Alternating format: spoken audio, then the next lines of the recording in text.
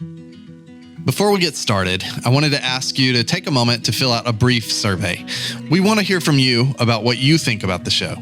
It's a way for us to improve the show, and it helps us find sponsors to keep us going long-term into the new year.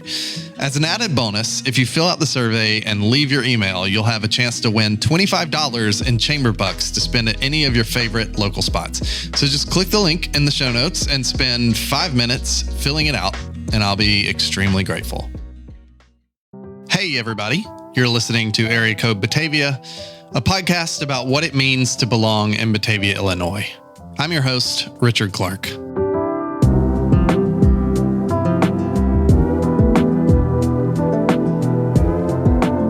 I've got this running question in the back of my head, as long as I've done this show, really. We talk a lot about what makes Batavia special on the show. And every now and then I'll stop myself and I'll wonder, is there something like actually factually different here about Batavia? Or is this just like this thing that we tell ourselves? But then I started to think maybe the more we tell ourselves these things, the more we're making it a reality. I think today's episode is probably the strongest actual concrete evidence I've seen that that's what's happening. Today, I'm sitting down with Eileen Passero, the executive director of the Batavia Interfaith Food Pantry and Clothes Closet. If you haven't seen their new facility, it's pretty great. What I saw was this brand new 14,000 square foot facility that's designed to feel like a high-end grocery store. And it really does. That's by design.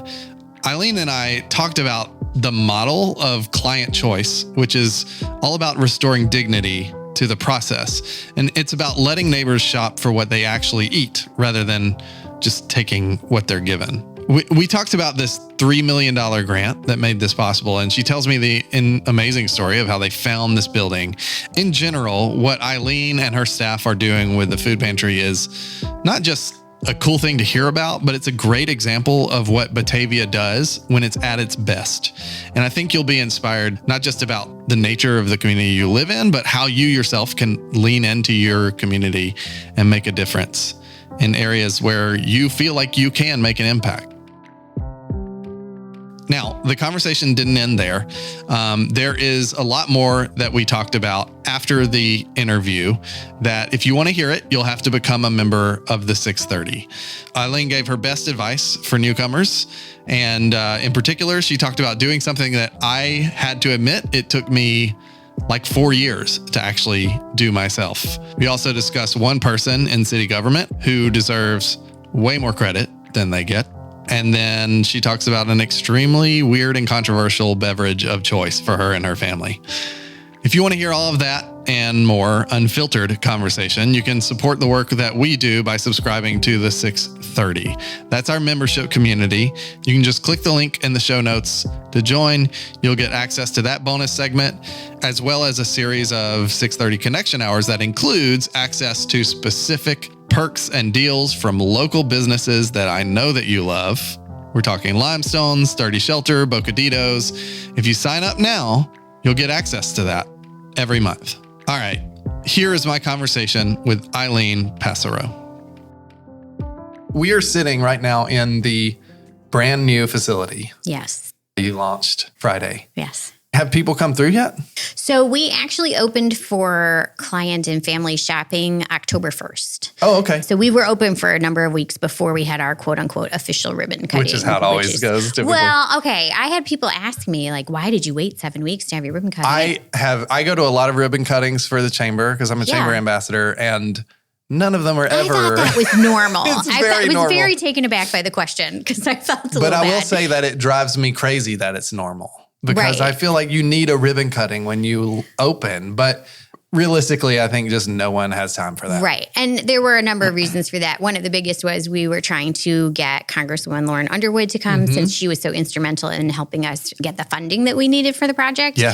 And working with a congressperson's schedule is incredibly challenging. Yes. So that was kind of the first date that we were able to get on the books. I want to revisit the funding because that was a big deal. I read that on the website and I was like, wow. Yeah. But first, can you describe this space, like the look and feel of it, for people who are listening and haven't been here? So the building itself is about 14,400 square feet. Okay. For reference, our original building on Flynn Street was about 4,500 square feet. So this is about 3 times the size, not quite 3 times the size of what we had before.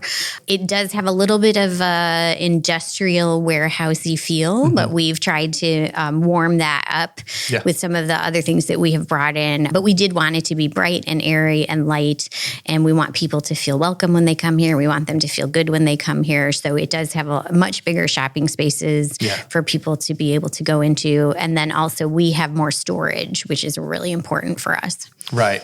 Was the original space, did it have the issue of like feeling industrial and you had to, or was it naturally cozy? Oh, cozy is a good word for it. It was tiny is what it was. It actually was originally an off-season warehouse that the city used to put like snowplows in the summer. And then when the food pantry needed a space, they were like, what if we used that space? So they converted it. They helped us convert it into we put up walls and we put in a bathroom and converted it into a space for us to use. I mean, it's probably been a decade that the board has been working on trying to find a bigger space because we outgrew it a long time ago. And actually the fact that the city needed to tear it down for the water treatment plant upgrades that they were doing, that was a really good impetus for us because it forced the issue, which is we could have walked around and looked at buildings for the next 20 years and not found, quote unquote, the right one. Right. So it actually, I know that some people are like, it's so terrible, the city tore down your building. But for us, it was not. It was actually, it was a good, push us out the door. Okay, now you have to find a new space. There's no other choice. That building doesn't exist anymore. How long have you been with the food pantry?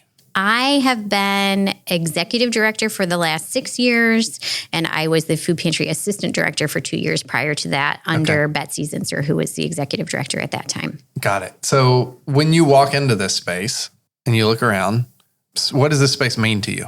Well, I love it. It is like the dream building. For years, we've been talking about what do we want in our new space.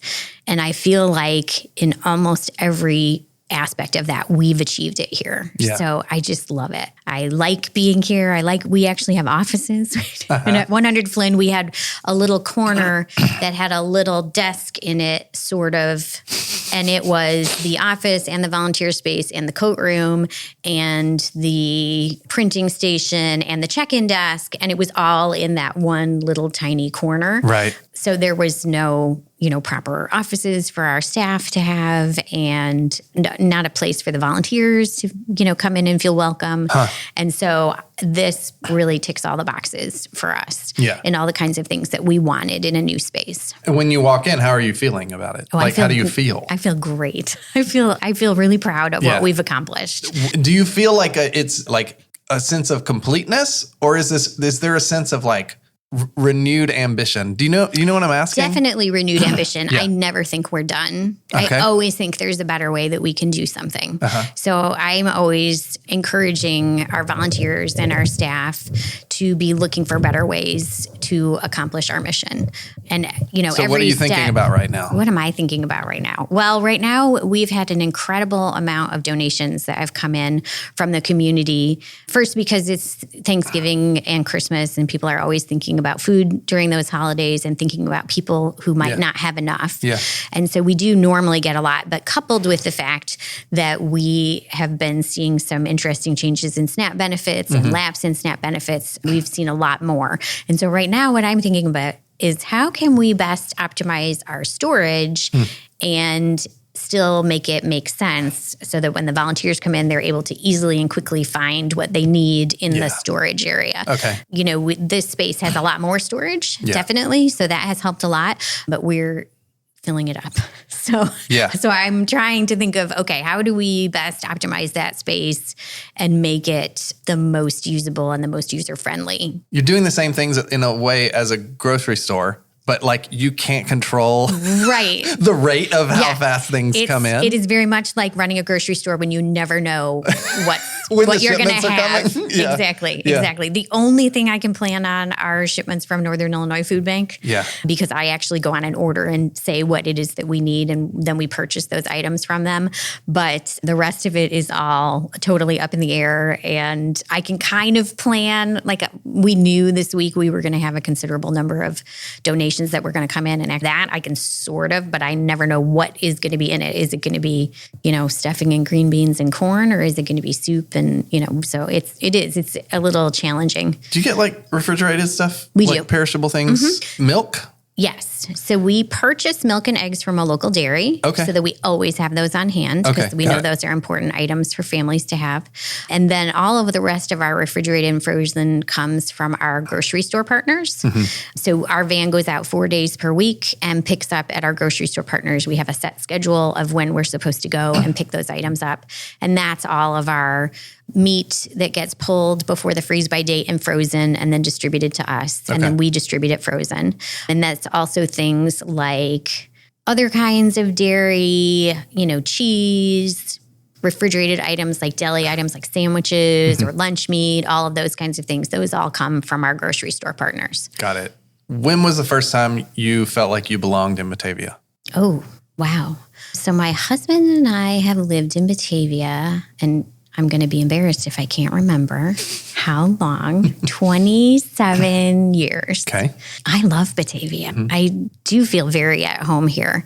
I don't know when exactly I felt at home. I love being a part of this organization. Yeah. I think this really embodies a lot of what all of the good things about Batavia. I always explain to people, it's like, it still has small town feel, but with big amenities, right? You got Randall Road right there. You've got 100 different grocery stores, and you've got Target and Walmart and all those places that you can go and get whatever you need. But to me, it still has a small town feel. Yeah. Like there's a real sense of community here that maybe other towns are like that. I don't know. But I really do get a sense of that here. When was the first time you became aware of that? So we moved to the house that we're living in now 23 years ago. And I think that was probably my real first sense of community. Yeah. Because we were more in a neighborhood. Prior to that, we were in a condo. Okay. And there was definitely a different feel about living in the condo than there was in Batavia. Yes. Okay. How long were you in the condo? 3 years, I would say. 3 years. Okay. Yeah. So you're 3 years in a condo, and then you moved to a house. Did you connect immediately with neighbors? How did that feel?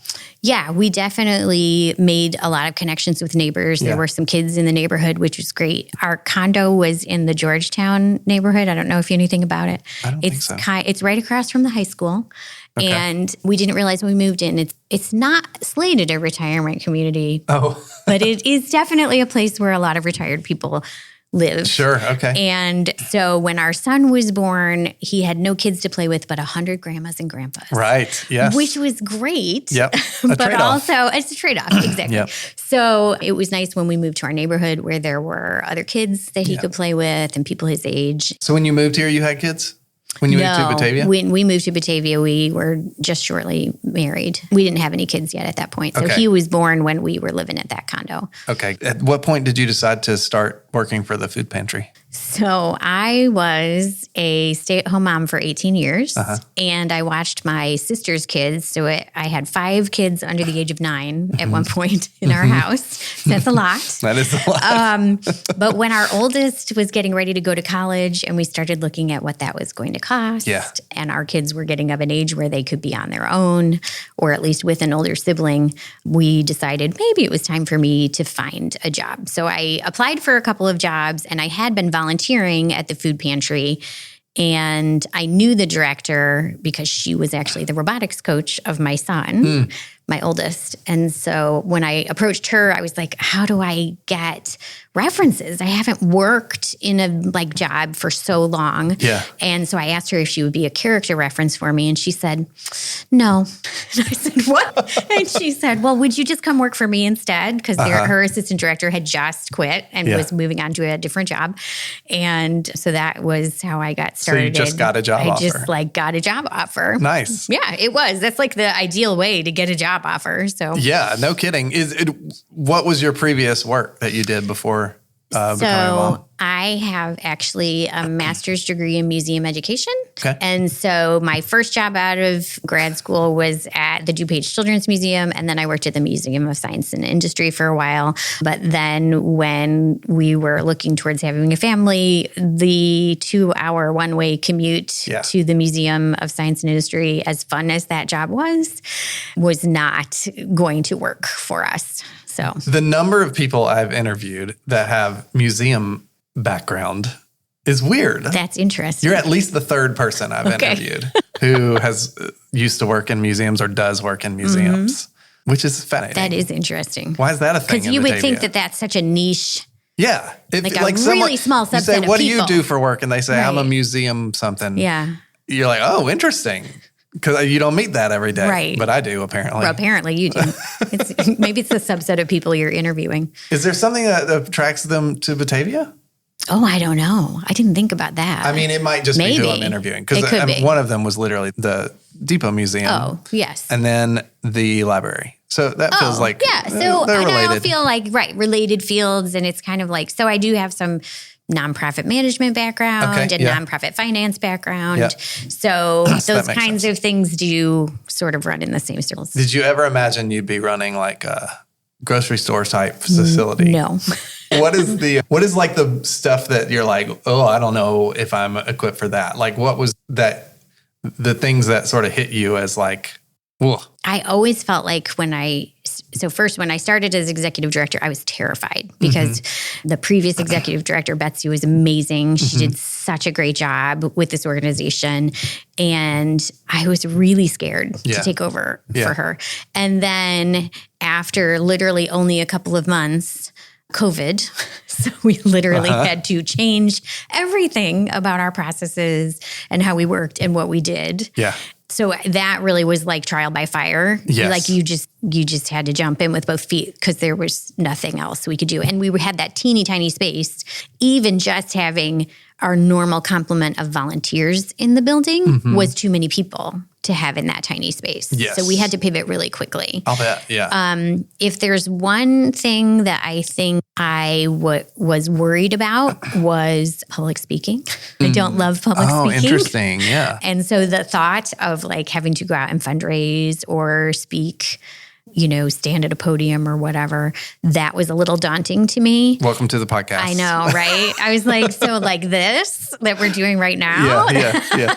Did you speak at the ribbon cutting? I did. And how do you feel like it's going, this public speaking thing? Are you getting better at it? I am definitely getting better at it. And part of it is just because I have been with the organization long enough now that there isn't a question that someone can ask me where I feel like I don't know the answer or at least have some idea of what to say. Yeah. When I was new at it, that's when it's tricky because you don't know what you don't know.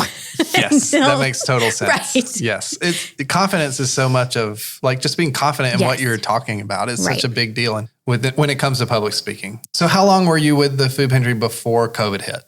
I had been the assistant director for just over 2 years, and then I was the executive director for a couple of months.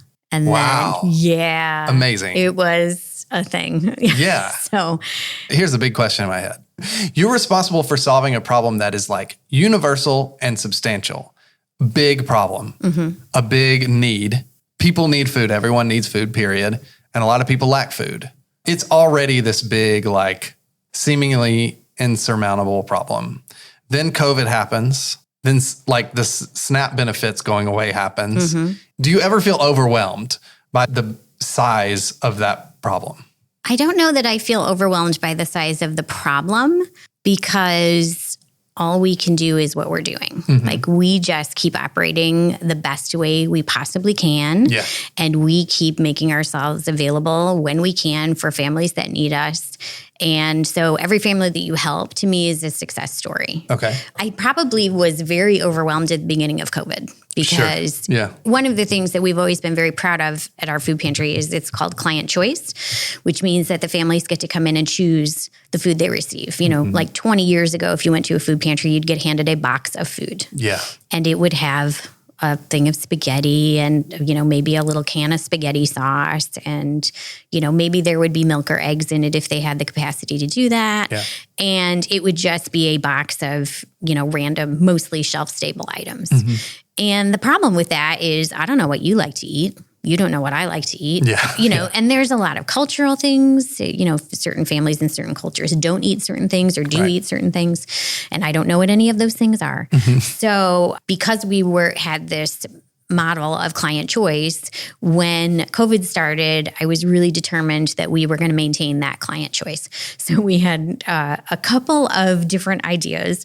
One was, okay, when people come, we're going to hand them a paper shopping list and they're going to check off what they want. We'll have volunteers go inside and shop. We did that literally one day.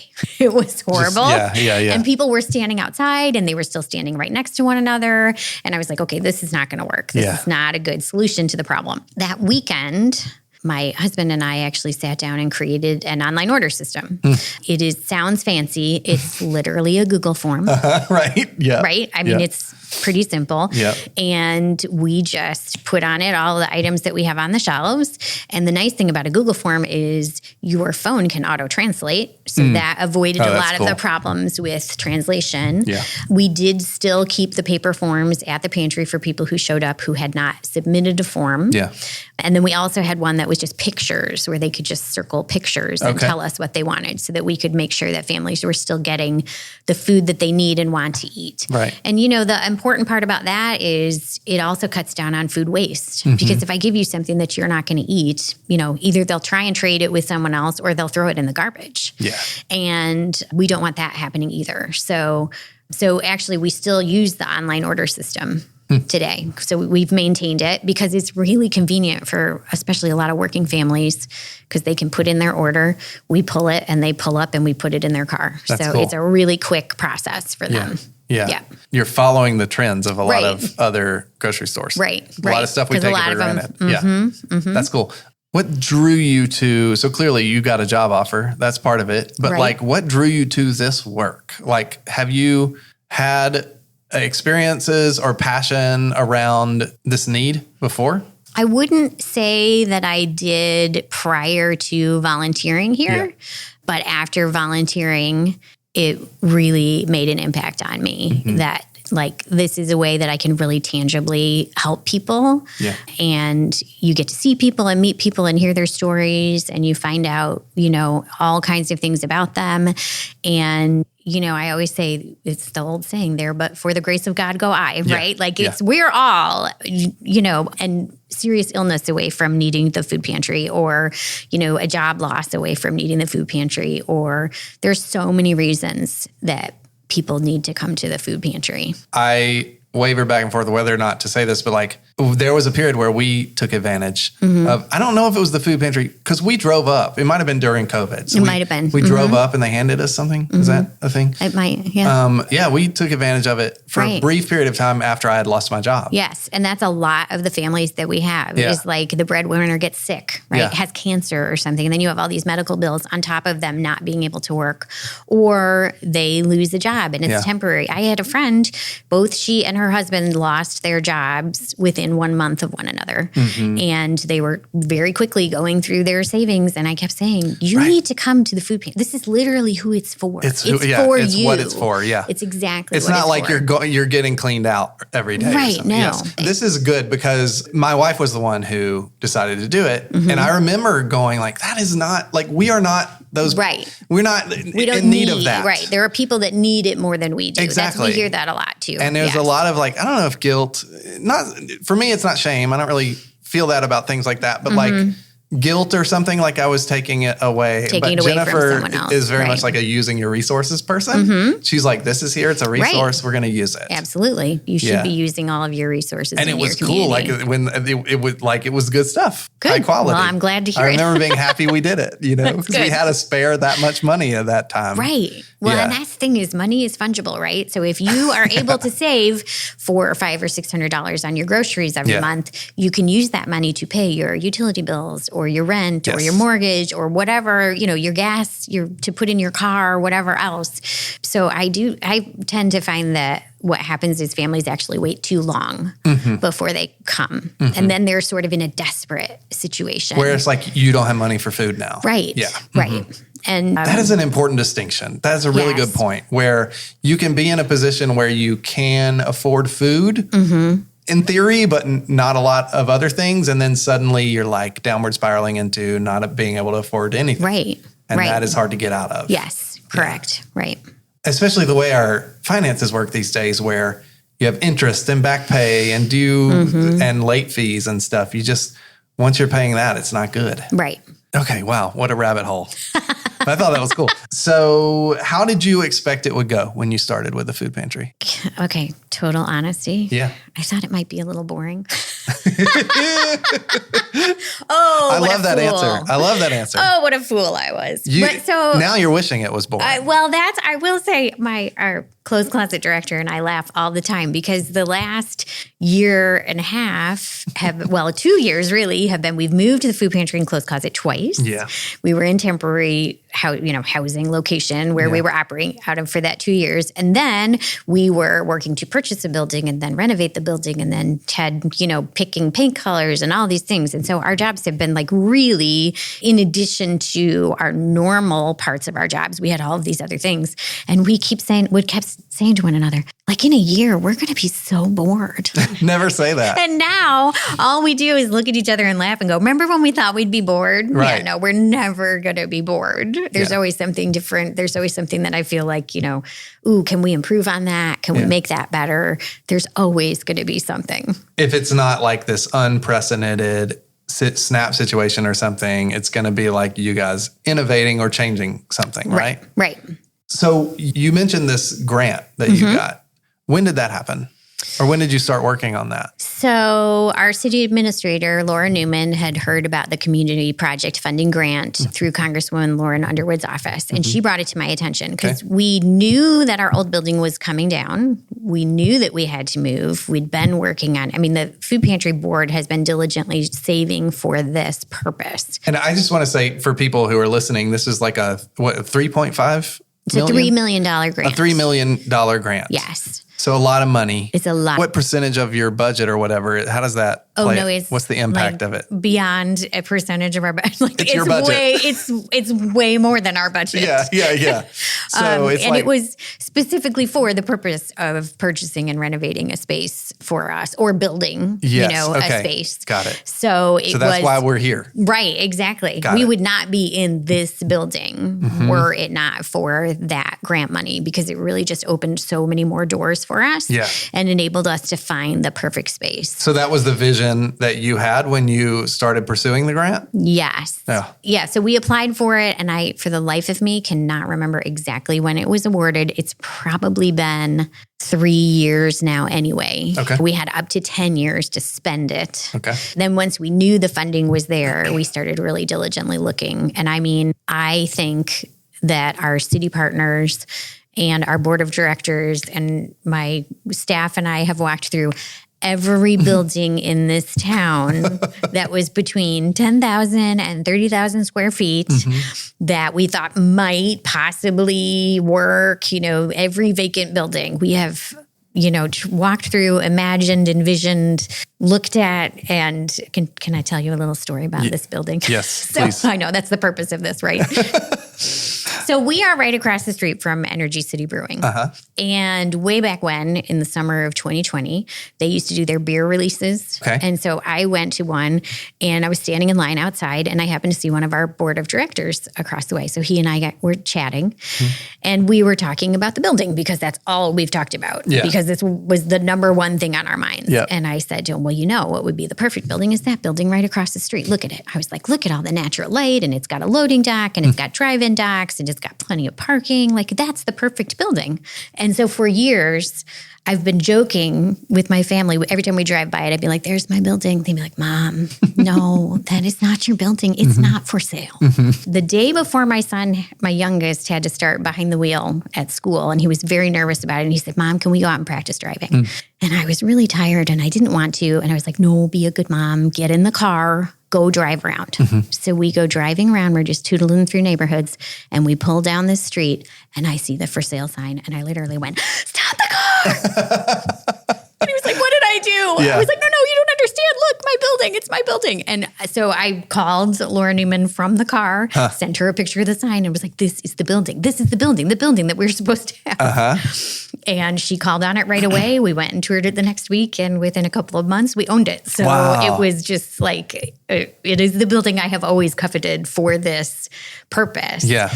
And it's just perfect. I just love it. That's cool. So you thought it would be boring.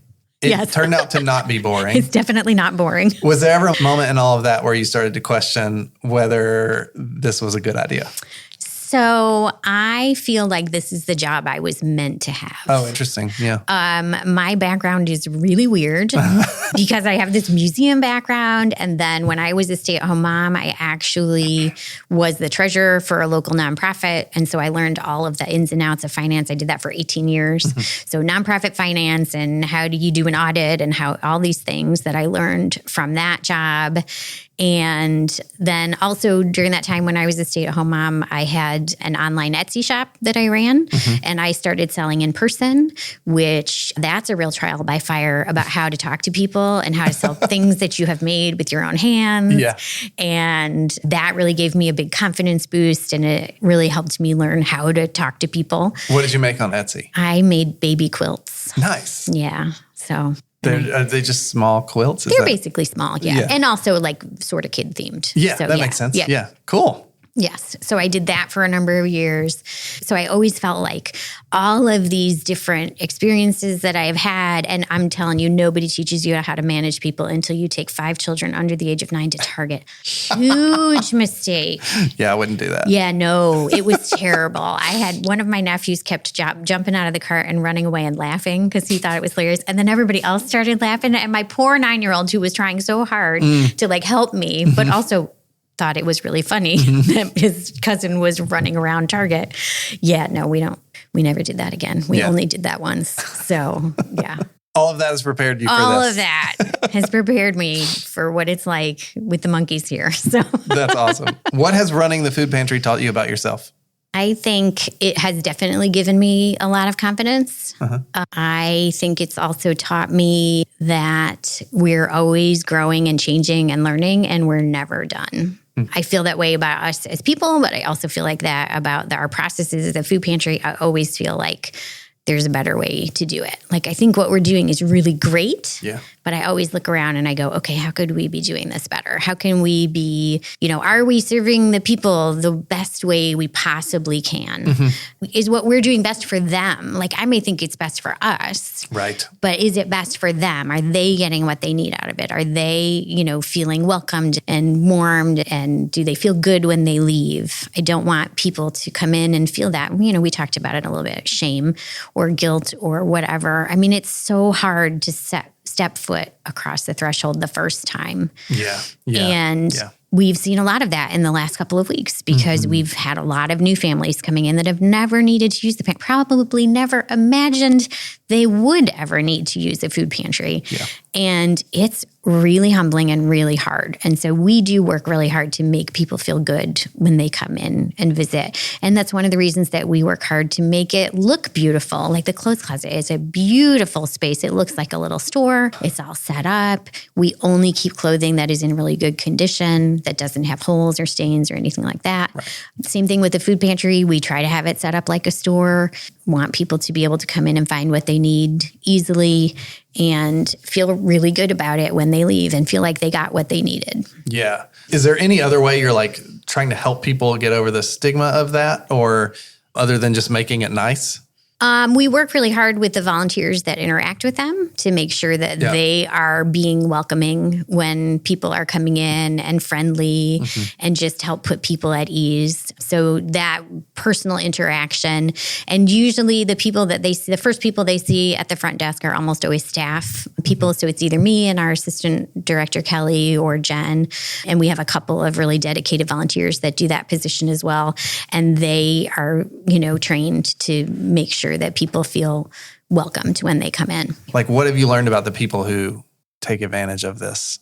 Do you know what I'm saying? Yes. So one thing that I've learned is that stress does weird things to people. It can make you very forgetful. Yeah. I've had that experience myself where once I was very stressed out and I was at a doctor's appointment and I could not remember our phone number.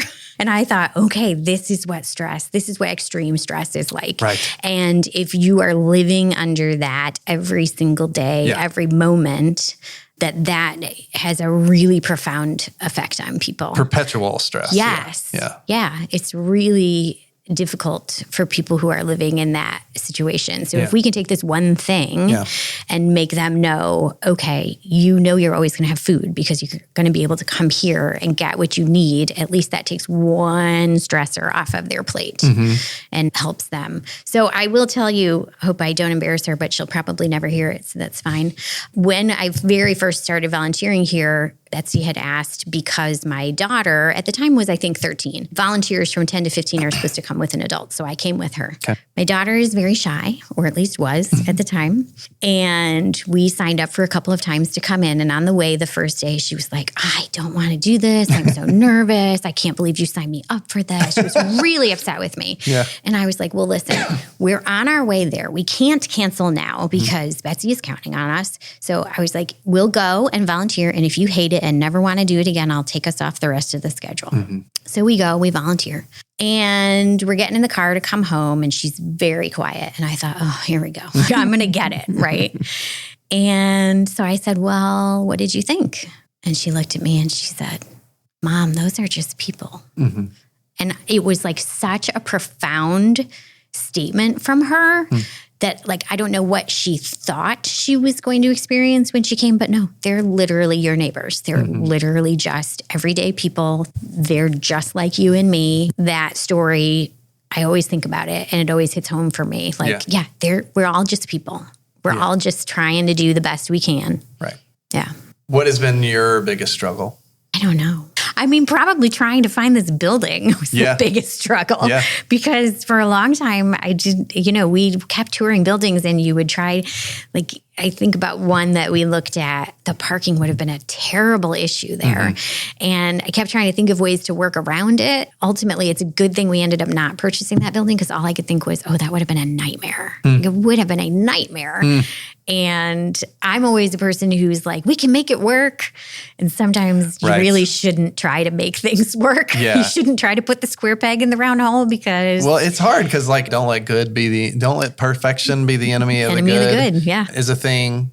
And it's hard to know, like in the position you're in, it's hard to know what's what. Right. What's like good and what's like almost good, but not quite good. Right. Right. And when are we trying to seek perfection and it's never going to be perfect. Yeah. So, sometimes you do have to like make do and do the best that you can.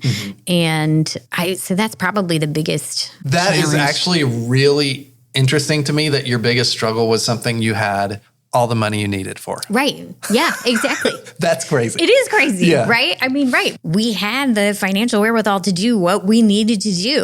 And it was just about finding the right space. Yeah. It makes me think about all the other organizations that don't have that money. Right. How hard that must be. Because then you're thinking about, in addition to trying to find the right space, but also the fundraising and how do you, our community is so generous. So I really didn't want to have to go to them and say, okay, well, now we need to raise, $3 million to try to make this project work. Yeah. What is it about the food pantry that would only work in Batavia? I do think that Batavia is special and they are very community oriented. Yeah. I know a lot of executive directors at other food pantries in the region. And from talking with them, I think we get far more support than some of them, particularly from the city. The city is very dedicated to helping us.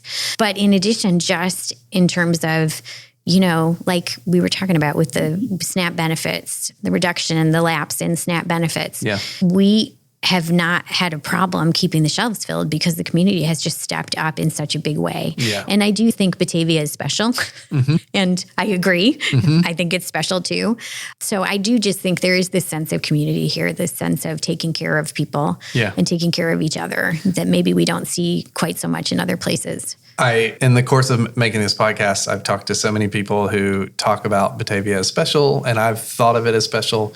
And then I struggle sometimes with like, okay, doesn't lots every of towns town, are special I know. in different ways. And also like, is it that perfect and all of those things? Right. Talking to you right now, I'm realizing like there's something really valuable about this sort of aspirational identifiers. So like, whether Batavia was always like this is a different question. But at some point, Batavia said, we want to be like this. And I felt it really, like even just my brief awareness through Facebook or social media or various events or whatever, talking to people during the SNAP thing, I became very aware that like, oh, this town is seeing itself as this, and so it's doing it. Right. It felt like, to me personally, it felt like the culmination of this aspirational idea. And I don't know, you've probably seen it for years. Oh, yeah. Yeah, it's this really interesting thing where your self-perception becomes reality. Right. Which is interesting. It is really interesting. I always think too, like, do other towns think they're special? I'm sure they do. Right, I'm sure they do. But maybe, like you said, for different things. Different reasons. Different things. But I do feel like Batavia is very strong in community, in rising up to help one another, in making sure their neighbors have enough, in those kinds of things. That you're right. It's like an identity of how we feel about ourselves. When do you, because you would probably know this better than me, when do you think that aspirational thing became a reality? If you had to identify, I know you can't, but if you had to identify a moment in time, when did you, or maybe I would say, when did you become aware that it happened? So I don't know necessarily when I became aware of it, but I was thinking to a couple of weeks ago, I was listening to a city council meeting, and they were talking about how Batavia has always been this community that welcomed outsiders. Yeah. And that they talked about like our helping slaves escape slavery and how we were a stop in a place where those people were made to feel welcomed. So I think it goes back really far. Right. Like I really do think it really goes back point. to like the 1800s. You're right. There's some historical facts. Some history behind that. But that's not to say that they couldn't change that. Right? And that wouldn't stop being the case. And it's probably waxed and waned over the years too. Right. I would imagine it does. Yeah. I would imagine it does. Yeah. Interesting. It is. What keeps you up at night? So I getting ready for the open house and was very stressful. The moves were very stressful. I slept very little during the moves. We were really determined not to be closed for a long time. We did close. The first move that we did when we went from the Flynn Street location to the Redant Road temporary housing, we did literally over a weekend. We did not close a single day because I was determined that we were going to be open for all of our normal shopping hours. This time we did close for one day. Okay. So we gave ourselves a little bit more breathing room. Yeah. But I did not sleep very much at all during that weekend. Just the stress of, okay, are all the volunteers lined up? And we did it. We didn't pay for any moving services or anything. We did it completely with volunteer labor, volunteer assistance. Yeah, that was a lot. Yeah. So, and just that coordination, that is what keeps me awake at night. We could have such a long conversation about managing volunteers. That one is hard for me, boggles my mind. So one of the things I love about volunteers is if they're miserable, they stop coming. Yeah. So like they want to be here. Oh, good point. So they're this wonderful resource for us. And I do have some really dedicated, like regular volunteers in addition to people that come just every once in a while when they can, when they have time. But the truth of it is, if they hate it, they just don't come back. Yeah. So you tend not to be around grouchy, miserable people. You're just around people who are joy-filled and lovely and wonderful and want to be here. Right. Which is so great. Yeah. Like as opposed to having a, regular staff, quote unquote, where, they have to come in or whatever. Yeah. Although you do have our staff is amazing and they're lovely. Miserable. No, they're oh, sorry, Jen and Kelly and Tim and Sue. What does it mean to belong in Batavia? It's just being a part of that community and feeling like you're a part of something bigger than yourself. I think that's what I think it means to belong here. To be part of that something bigger than yourself is the community? Yeah, I think it is the community and just that feeling that we have of how we take care of each other. Yeah, that's good. I like it. Thanks.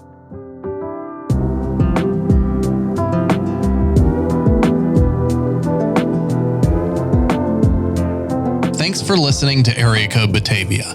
We'll be back in 2 weeks with another episode. If you enjoyed this podcast, you should absolutely subscribe to the newsletter. Just click the link in the show notes. Most importantly, if you know someone who would love to hear this podcast, please share it with them. Word of mouth is the best way to grow our community and help more people feel like they belong in Batavia, Illinois. Batavia is produced by Area Code Audio.